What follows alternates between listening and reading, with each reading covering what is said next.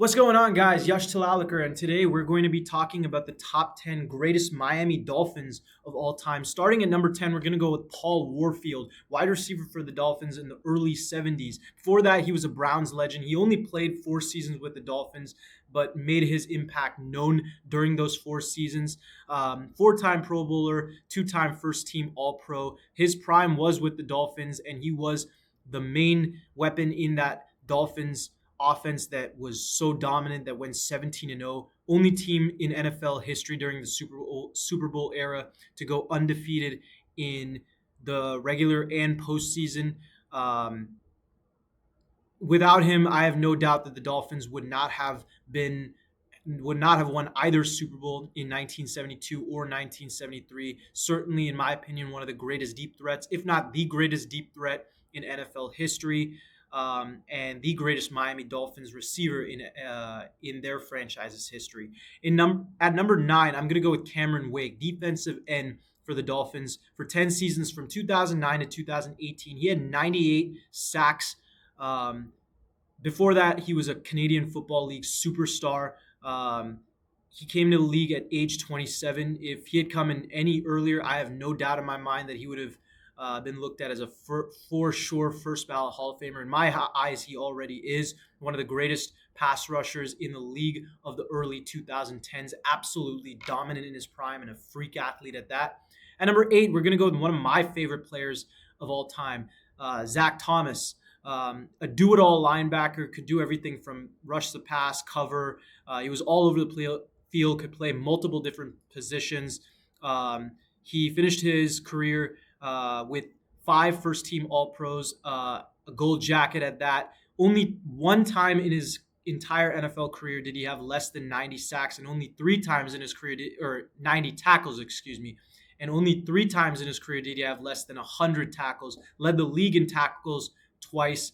Extremely versatile player, and one of the greatest defensive players in Dolphins history. At number 7, we're going to go with 70s center Jim Langer. Was a center for them for 10 seasons during that dominant 70s offensive spell.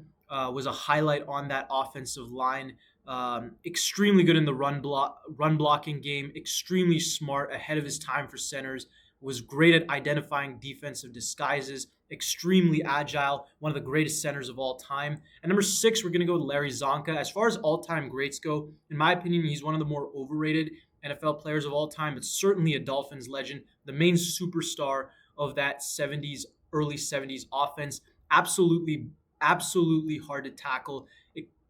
Just a bowling ball, one of the greatest running backs of the early 70s. Only played 7 seasons with him, but for sure finished his career as a Dolphins legend. At number 5, one of my favorite centers of all time, if not my favorite center of all time, Dwight Stevenson. Dominant in both the pass and run game.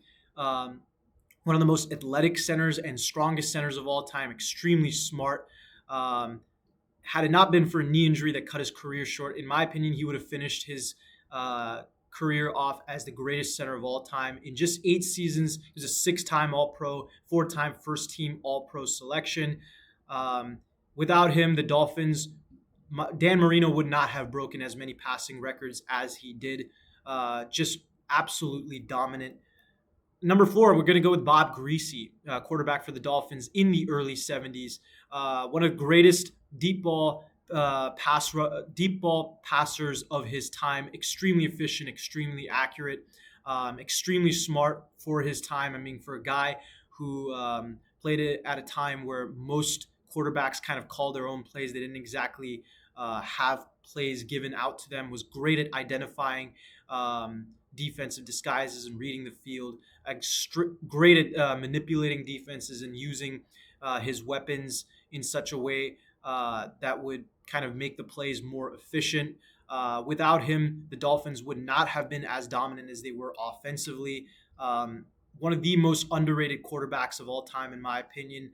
Bob Griese certainly deserves this place at number 4 on this list. At number 3, we're going to go with Larry Little, one of the greatest guards of all time, 6-time first-team All-Pro selection, and the highlight of that Dolphins offensive line in the 70s. Just great in the run game and the pass game, extremely strong, extremely physical, and so ahead of his time as far as guards. In my opinion, he's one of the very few players in NFL who, if you put in any era, would have been as good, if not better, depending on the rules. Larry Little, if it not been for Larry Little, the Dolphins certainly would not have had as much success as they did in the 70s. And number two, we're going to go with Jason Taylor. Finished his career with 137 sacks. Obviously, his sister is more in the headlines right now. On the field, Jason Taylor always made great headlines, unlike his sister off the field, who made some pretty bad headlines. Jason Taylor was just one of the most dominant pass rushers of the 2000s. Extremely versatile, could play in both a 4-3 defense and a 3-4 defense. Could play any of those positions in the front seven. Just one of the best pass rushers of all time. But at number one, it's not going to be anybody else other than Dan Marino. One of the greatest quarterbacks of all time, broke so many passing records, was so ahead of his time. One of the greatest deep ball passers of all time, was a perfect fit for that Don Shula offense. Really unfortunate that he never won a Super Bowl, but he was a three-time first-team All-Pro selection. His 1984 season speaks for itself, one of the greatest seasons by a quarterback in NFL history.